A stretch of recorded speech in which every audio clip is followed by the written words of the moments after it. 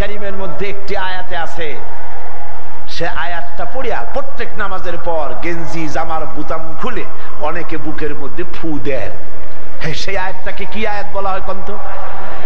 মাশাআল্লাহ, সবাই জানেন, সবাই বুঝে ফেলেছেন আমি কি বলতে চাইছি। আয়াতুল কুরসি। কুরসি মানে কি? সিংহাসন। সিংহাসন, ক্ষমতা, পাওয়ার। এটা ফু দিলেই হলো না। রাসূলুল্লাহ কি বলেছেন জানেন?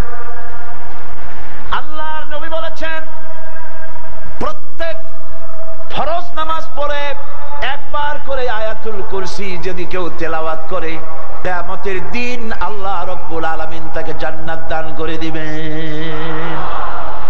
সুবহানাল্লাহ।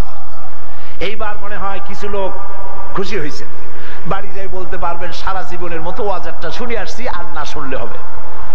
শুধু আয়াতুল কুরসি পড়বো আর কিছু করবো না, কিয়ামতের দিন জান্নাতে চলে যাব। না ভাই, আয়াতুল কুরসি পড়ে ফু দিয়া যদি আপনি কাম না করেন, আসল কাম আয়াতুল কুরসিতে কাজ হবে না। ঈদের বোনাস দেওয়া হয়, ঈদের বোনাস দেওয়া হয় না? বোনাস পায় কারা?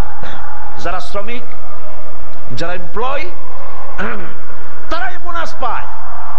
আমার মতো মানুষ, মাওলানা আবুল কালাম আজাদের মতো মানুষ, মাওলানা সেবাতুল্লাহ সাহেব, যারা এখানে কোন মিল কল কারখানায় চাকরি করেন না, এই জাতীয় লোক, ওনারা গিয়ে যদি ঈদের দিন আমি সহ আমরা গিয়ে বললাম আদমজি জুট মিলে গিয়ে আমাদের কিছু ঈদের বোনাস দেন, ঈদের বোনাস ভালো মতো দিয়ে দেবে, ঠিক কিনা? তোমার ঈদের বোনাস দেবো কোন দুঃখে? যারা চাকরি করে তাদের দেব। সুতরাং বোনাস যেমন যারা এমপ্লয় তারা যেমন, তাদেরকে যেমন বোনাস দেওয়া হয়, আয়াতুল কুরসি বলে বুকে ফু দিলে বেহেশতে তো যাবে ওরা যারা সারা জীবন আল্লাহর গোলামি করে। কথা বুঝে আসছে কিনা? এখন এটা এমন আয়াত যা পড়ে ফু দিলে আল্লাহ জান্নাত দিবে। কারণটা কি? কারণ শুনুন, আল্লাহ রাব্বুল আলামিন বলেন, আল্লাহু লা ইলাহা ইল্লা হুয়াল হাইয়ুল কাইয়্যুম। পড়েন আমার সাথে গলা ছেড়ে দিয়ে, সব তো পুরুষ মানুষ, গলা ছেড়ে দিয়ে পড়ে, আল্লাহু লা ইলাহা ইল্লা হুয়াল হাইয়ুল কাইয়্যুম। আল্লাহ হচ্ছেন তিনি যিনি ছাড়া কোনো ইলাহা নাই, আইনদাতা নাই, বিধানদাতা নাই, শাসনকর্তা নাই। তিনি চিরঞ্জীব, তিনি চির জাগ্রত, তিনি কখনো ঘুমান না। লা তাখুযুহু সিনাতুন ওয়ালা নাওম। তন্দ্রা নিদ্রা তাকে স্পর্শ করে না। সুবহানাল্লাহ, জোরে কোন সুবহানাল্লাহ।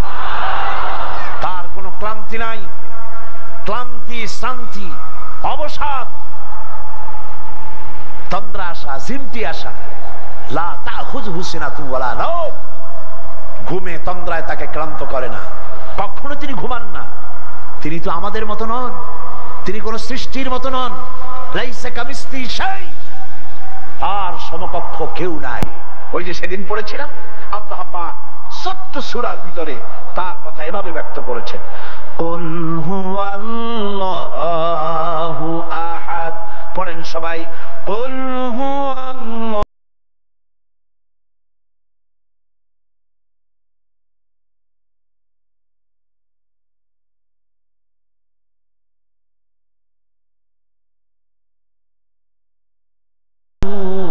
কুফুয়ান আহাদ।